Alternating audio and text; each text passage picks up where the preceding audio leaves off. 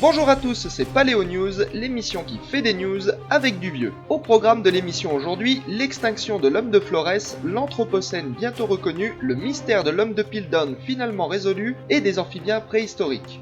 On commence par la découverte sur l'île de Flores de restes humains attribués à l'homme moderne, Homo sapiens, et datés de 46 000 ans. Alors que les fossiles du Hobbit, le petit homme de Flores, ont tout récemment été redatés de moins 50 000 ans, c'est-à-dire 30 000 ans plus vieux qu'on ne le pensait, il apparaît que Homo floresiensis a disparu peu de temps avant l'arrivée de l'homme moderne qui l'a remplacé, voire même que son arrivée a provoqué l'extinction de celui-ci. Les preuves sont encore minces, mais tout semble indiquer que l'homme de Flores a donc bien disparu plusieurs milliers d'années plus tôt qu'on ne l'imaginait, au grand désespoir de ceux qui pensaient qu'une population relique avait pu survivre jusqu'à des temps récents. Toujours du côté de l'homme, voici des nouvelles de l'Anthropocène. Les géologues du groupe de travail sur l'Anthropocène, de Anthropo, l'homme et Cène, le récent, sont finalement tombés d'accord sur la réalité géologique de cette période des temps géologiques qui, selon eux, a vu l'homme devenir le facteur dominant dans le façonnement des paysages, de la sédimentation, de la biodiversité et des climats de la planète. Néanmoins, le terme et son usage ne sont pas encore adoptés par la charte stratigraphique pour la simple raison que si on sait très bien où il finit, on ne sait absolument pas quand l'Anthropocène devrait commencer. Au-delà de l'aspect très anthropocentrique de cette nouvelle dénomination, le grand débat scientifique qui entoure l'Anthropocène concerne surtout sa définition. Commencerait-il dans les années 1940 avec les premiers essais nucléaires ou bien à la révolution industrielle? Et pourquoi ne pas placer cette limite à l'apogée de l'Empire romain ou bien à la révolution néolithique et l'invention de l'agriculture il y a 8000 ans? Après tout, c'est bien là que nos ancêtres ont commencé à arracher les forêts en masse pour en faire des plantations et à tracer des routes commerciales. Tout le problème de l'Anthropocène est qu'il s'agit d'une période rapide de changements importants et correspond donc plus à une crise qu'à un étage. Ceci continuera encore et encore de rendre les discussions autour de sujets plutôt houleuses. Puisqu'on en parle, intéressons-nous maintenant à la 6e grande crise d'extinction. Il n'est plus à démontrer aujourd'hui que la biodiversité terrestre, et notamment celle des grands mammifères, a connu depuis 10 000 ans une érosion qui s'est fortement accentuée ces 200 ou 300 dernières années. Néanmoins, bien que l'analogie avec la disparition des dinosaures soit très tentante et fut vite tracée, il restait à démontrer que l'ampleur de l'extinction actuelle était bien comparable à celle qui a eu lieu il y a 66 millions d'années. En effet, l'ampleur d'une extinction ne se quantifie pas à l'aide de la diversité des mammifères ou des grands sauriens, mais en se basant sur la diversité des invertébrés marins. Or, jusqu'à aujourd'hui, ces données sur les invertébrés marins manquaient pour cette 6e grande crise biologique. Cela n'est désormais plus le cas et les chiffres montrent clairement que les vertébrés et les invertébrés marins sont touchés par cette crise. L'estimation la plus pessimiste faite par les chercheurs suggère même que l'ampleur de cette extinction pourrait bien dans un futur proche devenir équivalente à celle ayant vu s'éteindre les dinosaures il y a 66 millions d'années.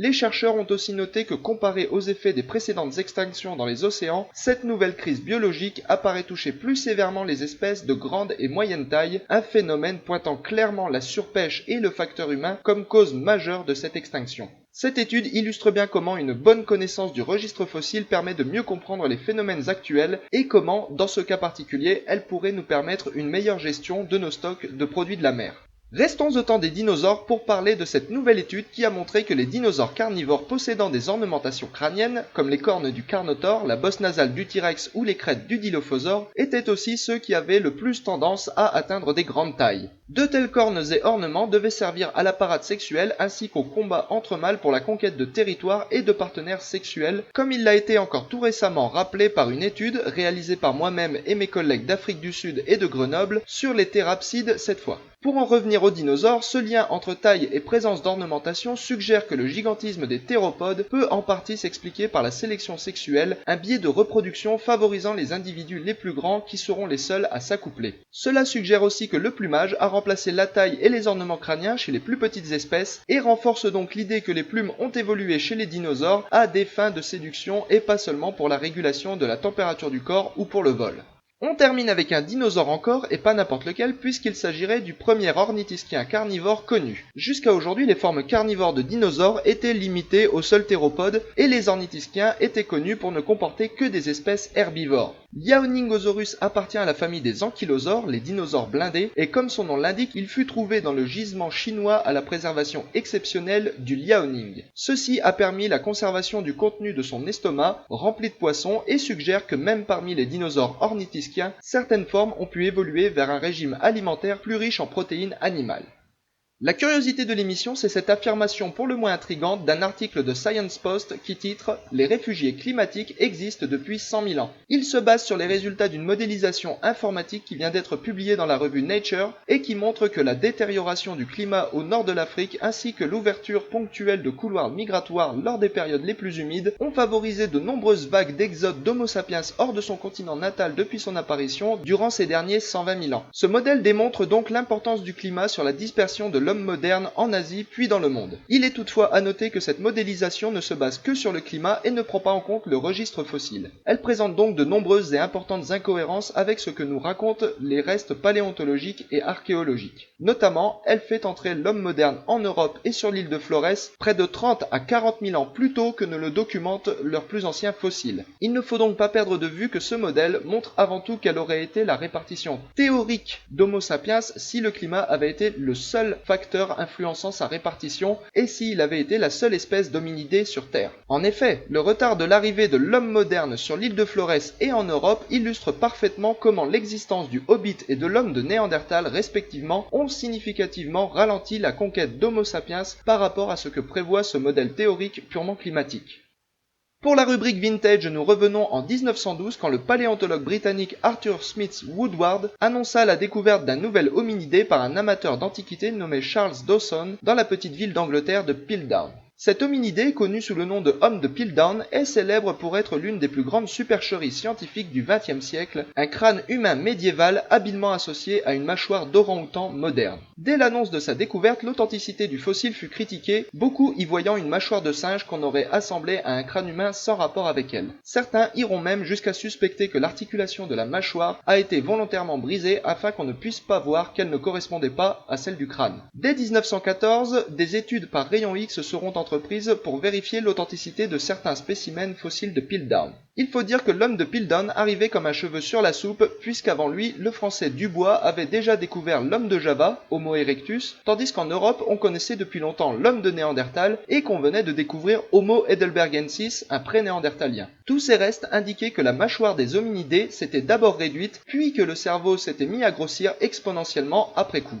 Or, l'homme de Piltdown, avec sa mâchoire robuste et simiesque et son volume crânien très gros, indiquait tout le contraire. Dès lors, bien qu'il ne fût pas oublié dans les manuels, il fut néanmoins relégué au rang de simple anomalie par les spécialistes français et américains de l'époque, qui jugeaient que l'homme de Piltdown appartenait à une lignée éteinte et sans descendance d'hominidés. Il n'y avait que les Britanniques pour défendre l'appartenance de leur homme de Piltdown dans la lignée ancestrale de l'homme moderne. Cet isolement de l'homme de Piltdown a été d'autant plus renforcé par la découverte d'Australopithecus en Afrique du Sud en 1925. Cet hominidé bien plus ancien avait en effet un cerveau bien plus petit que tous les autres. La supercherie ne put être définitivement démontrée qu'en 1953, bien après la mort de Woodward et Dawson, quand l'accès au matériel original et non à des moulages, ainsi que la modernisation des techniques de datation a permis aux sceptiques d'analyser directement les fossiles de Piltdown. Ces analyses permirent de déterminer que le crâne n'était pas un fossile, mais un crâne d'homme moderne datant du Moyen-Âge et que la mâchoire appartenait à un orang-outan dont les dents avaient été meulées pour ressembler à celles d'un vieil homme. Aujourd'hui, si le faux a été révélé, il n'en demeure pas moins un mystère de taille. Qui est le coupable de cette supercherie? Et pourquoi a-t-il fait ça? Peut-être même étaient-ils plusieurs.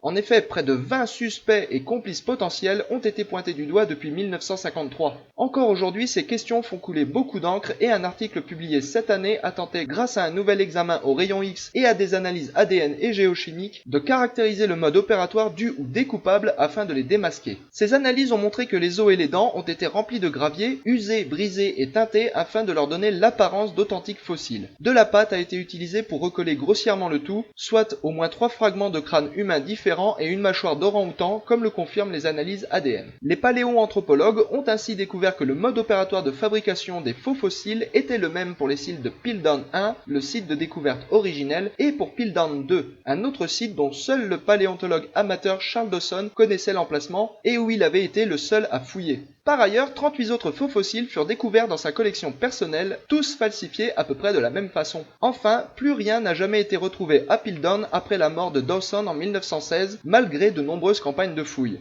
Cette nouvelle étude désigne donc Dawson comme seul et unique faussaire. Néanmoins, le professeur Francis Thackeray, paléoanthropologue en Afrique du Sud, a répondu à cet article en rappelant que la mâchoire d'orang-outan ainsi que la faune associée à l'homme de Piltdown sur le gisement, et qui comportait entre autres des restes d'éléphants venant selon toute vraisemblance de l'île de Malte, n'ont pu être fournis que par un ou plusieurs complices, certainement des académiciens ayant accès à des collections muséales. Le conservateur du British Museum de l'époque fut parmi les plus sérieusement accusés de complicité par le passé. Mais Thackeray avance qu'il pourrait en fait s'agir du célèbre paléoanthropologue et prêtre jésuite Pierre Teilhard de Chardin. Ce dernier était en effet associé aux fouilles de Piltdown à l'époque et avait même découvert l'une des canines du célèbre canular. À l'appui de cette hypothèse, de nombreuses déclarations faites par de Chardin dans ses correspondances et notamment une datée de l'année de la découverte de Piltdown en 1913 où il déclarait « Il fut un temps où la préhistoire méritait d'être suspectée ou plaisantée ». L'affaire de l'homme de Piltdown est aujourd'hui abondamment instrumentalisée par les anti-évolutionnistes afin de décrédibiliser la paléoanthropologie. Mais dans cette histoire, les paléoanthropologues ne se sont pour la plupart pas fait avoir, et Arthur Smith Woodward, plutôt qu'un coupable, a été en fait le dindon de la farce. Heureusement pour sa réputation, la supercherie ne fut révélée que 9 ans après sa mort. Si les motivations de Dawson pour fabriquer un faux apparaissent aujourd'hui évidentes, l'homme était en effet connu pour ses nombreuses tentatives d'accéder à une reconnaissance scientifique officielle malgré sa condition d'amateur, les motifs qui aurait poussé Teilhard de Chardin à s'associer avec lui reste flou. De Chardin est connu pour être un grand défenseur d'idées qu'on associe aujourd'hui au dessin intelligent, et peut-être son but était-il de se moquer ou de discréditer les paléoanthropologues anglais, ces derniers étant un peu trop avides de découvrir un ancêtre britannique alors qu'on avait découvert des hominidés partout ailleurs dans le monde. De ce point de vue, Thackeray rejoint Stephen Jay Gould en pensant qu'il s'agirait plutôt d'une mauvaise blague qui aurait pris un peu trop d'ampleur et mal tourné. Ainsi, si les preuves circonstancielles semblent toutes pointer dans la direction d'un coupable, il reste encore à identifier son complice. Le coup de cœur de cette émission, c'est le Muséum d'Histoire Naturelle de Londres qui s'est associé avec Google afin de mettre en ligne les données digitales de 300 000 de ces spécimens. Au programme, photographie de fossiles en très haute résolution, vidéo 3D d'un brachiosaure et d'un reptile marin géant, mais aussi visite virtuelle complète du musée grâce à Google Street View. Le lien est dans la description, n'hésitez pas à aller y faire un tour. L'invité du jour, c'est Sébastien Steyer, paléontologue au Muséum d'Histoire Naturelle de Paris et auteur de nombreux ouvrages que vous connaissez sûrement tels que La Terre avant les dinosaures ou bien Demain les animaux du futur. Il était notre invité afin d'aborder les progrès récents sur les connaissances à propos des premiers tétrapodes dont il est le spécialiste. On l'écoute tout d'abord nous parlant de son dernier article sur les techniques de prédation chez les amphibiens temnospondyles.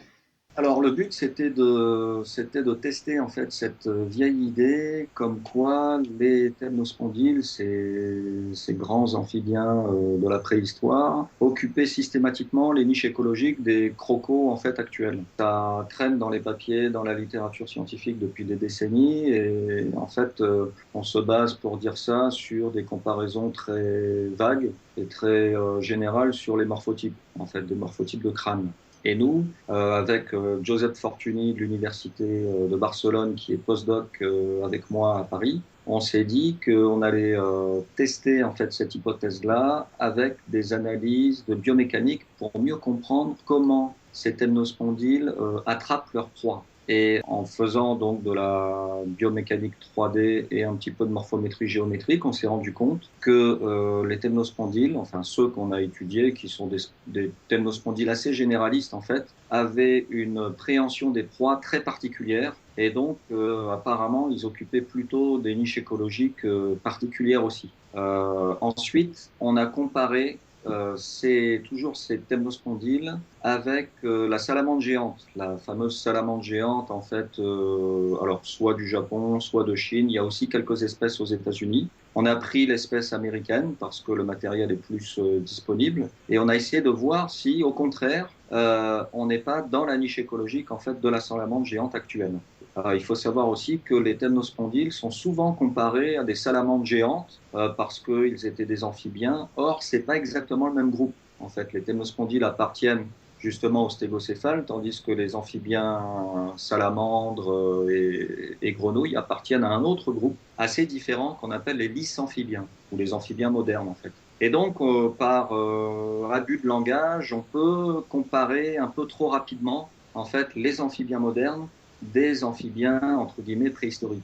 Et donc c'était le but de l'étude, c'était avec les mêmes méthodes en fait de morphométrie 3D et de biomécanique, de tester où se positionnent en fait les crânes de temnospondyles généralistes et les crânes d'analogues en fait actuels, donc crocodiliens et salamandres géantes actuelles, pour essayer de mieux cerner le mode de vie de ces stégocéphales de l'époque. Et on a des précisions en fait sur la préhension des proies qui était très particulière. C'était une technique en fait mixte entre la saisie de la proie de front, un peu comme les crocodiles qui chassent à l'affût, et l'aspiration aussi d'un entonnoir d'eau en fait d'une partie de l'eau de l'environnement, un petit peu comme certains amphibiens aussi actuels ou même certains vertébrés marins de type poisson qui aspirent en fait carrément l'eau et les proies et les poissons en fait ou les autres organismes qui sont dans l'eau. Donc c'est un mélange entre la capture vraiment de type prédation et chasse et ce qu'on appelle le suction feeding, c'est-à-dire l'aspiration d'une certaine quantité d'eau pour aider en fait à la prise et au maintien en fait de la proie avant de la broyer et ensuite de l'ingurgiter. On a étudié deux espèces du Trias qui ont des crânes ni trop courts comme la salamandre géante, ni trop allongés comme le gavial. On parle de crâne généraliste. Et on a observé qu'en fait, ce système de chasse était particulièrement efficace parce que les temnospondyles vivent jusqu'au milieu du Crétacé à peu près. Ils s'éteignent il y a moins 100 millions d'années et ils apparaissent il y a à peu près 350 millions d'années. Donc ces 200 millions d'années de succès évolutif serait peut-être dû à cette stratégie de chasse en fait unique finalement dans le monde animal de l'époque, quoi. On espère, et c'est ce qu'on est en train de faire en fait, on étend ces méthodes assez nouvelles de calcul et d'observation en fait de répartition du stress biomécanique lors de tensions en fait internes ou même externes en fait au crâne. On est en train d'appliquer cette méthode au fameux Diplocolus pour essayer de mieux comprendre pourquoi il avait une tête en forme de boomerang. Bon, Diplocolus, c'est un petit peu la star de ces amphibiens préhistoriques parce qu'il avait une tronche un petit peu bizarre. Et le but de cette étude en FEA, c'est ce qu'on appelle la Finite Element Analysis. Ce but-là est notamment de mieux comprendre déjà l'asymétrie. En un mot, hein, en fait, le boomerang en question est plus long d'un côté que de l'autre, et on ne sait pas pourquoi. Alors, ça peut poser des soucis au niveau de la pénétration de l'environnement physique, c'est-à-dire la nage, en fait, lors de la nage. Est-ce que ça veut dire qu'il nageait en rond? Sans doute pas. Et peut-être qu'il orientait en fait son crâne d'un côté pour avancer droit vers sa proie. Donc on est en train de modéliser et de quantifier tout ça pour mieux comprendre aussi la croissance de ce boomerang-là. Parce que quand ils naissent, les formes larvaires et les formes juvéniles sont pas tout de suite en fait avec des têtes bizarroïdes en forme de boomerang. On a des crânes assez classiques, assez arrondis, et c'est au cours en fait de la croissance qu'on a une extension très forte des zones latérales du crâne. On appelle ça en fait une allométrie de croissance. Donc on est en train de voir aussi ce qui se passe en termes de FEA au niveau de l'allométrie de croissance, c'est-à-dire finalement comment ce boomerang arrive à croître dans le milieu aquatique et arrive à perdurer pendant quelques millions d'années, puisque il ne faut pas oublier que le groupe des diplocolidés, hein, les amphibiens à tête de boomerang, a une répartition stratigraphique assez longue. Puis il a accepté de commenter le dernier article de Sophie Sanchez et de ses collaborateurs de Grenoble, Cambridge et Uppsala, qui en se basant sur une analyse très fine par rayonnement synchrotron des os du célèbre tétrapode Acanthostega, suggère que les os étaient encore en cours de croissance, ce qui voudrait dire que tous les spécimens d'Acanthostega connus jusqu'alors seraient en fait des juvéniles. Puis je suis ça de près parce que Sophie Sanchez, je la connais bien, c'est une ancienne doctorante que j'ai encadrée et je suis très content qu'elle ait pu publier en fait sur Acanthostega dans un cadre de collaboration, de coopération, toute cette belle étude a pu se faire et c'est super.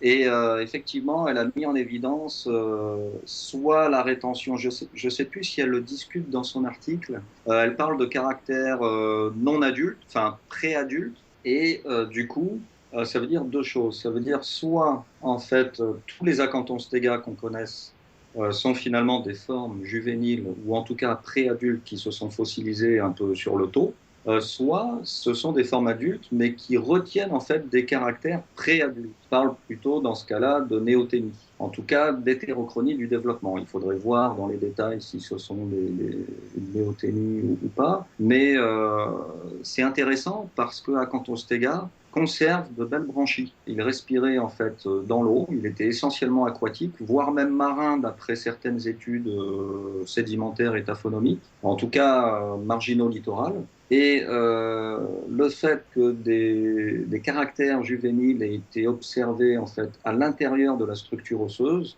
rejoint un petit peu les observations plus générales sur la persistance de branchies chez ces formes, alors soit juvéniles, soit préadultes ou presque adultes. Et je trouve ça très intéressant effectivement. Alors, l'adulte aurait pu être terrestre, comme il aurait pu être aussi aquatique, en fait, comme le préadulte. Peut-être qu'il va se fossiliser un peu plus loin, dans d'autres environnements, pas forcément plus terrestres, mais plus chauds, ou alors peut-être qu'il ne s'est pas fossilisé, tout simplement. Il y a peut-être un biais taphonomique pour l'instant. Je pense qu'on manque encore cruellement de spécimens d'Acanthostega en termes de nombre d'individus pour essayer de retenir une hypothèse par rapport aux autres. Moi, ça m'étonnerait pas que l'on trouve dans le Dévonien moyen, quelque part dans le monde, une forme un peu bizarroïde, pour pas dire hybride, avec des membres chiridiens à l'avant et des rayons osseux à l'arrière. Alors là, ça serait une grande découverte, mais je pense qu'il faut s'y attendre parce que les catégories qu'on colle en fait à la nature, à cette en tout cas biodiversité, sont pas forcément des catégories réelles. Enfin, il nous a parlé de sa toute dernière collaboration avec Roland Lehoucq sur son prochain livre intitulé Combien de doigts a un extraterrestre? En fait, c'était un recueil de toutes nos chroniques science et science-fiction, chroniques publiées tous les mois dans le magazine Pour la Science avec Roland Lehoucq, illustré par le paléoartiste Marc Boulet. Et l'éditeur, en fait, Belin, nous a proposé justement d'en sortir tous les 3 ans un petit recueil. Et donc là, on a le premier recueil qui sort. Et ça sera l'occasion de rééditer aussi certaines chroniques, de les remettre à jour, parce que quand on traite par exemple de Star Wars, bon, dans l'épisode 7, on a de quoi dire avec Roland Lehoucq, lui en termes de sciences physiques, moi en termes de sciences naturelles, mais on n'a pas encore publié en fait dans Pour la Science. Donc tout ça est en cours, et puis on attend aussi d'autres Star Trek qui peuvent être intéressants, parce que on n'est pas uniquement que Star Warsien, on est aussi Star Trekiste, hein, c'est comme la différence entre les darwiniens et les lamarckistes. Mais voilà, on essaye de toucher à tous les univers de la science-fiction et quels que soient les supports, on va aussi traiter de bande dessinée. Et on a, je ne sais pas si j'ai le droit de le dire, mais je peux le dire quand même, on a en cours avec Roland Lehoucq toujours un joli projet d'expo à la Cité des Sciences sur Valérian. En fait, Valérian et Laureline, donc des BD en fait de science-fiction française des années 80, 70-80.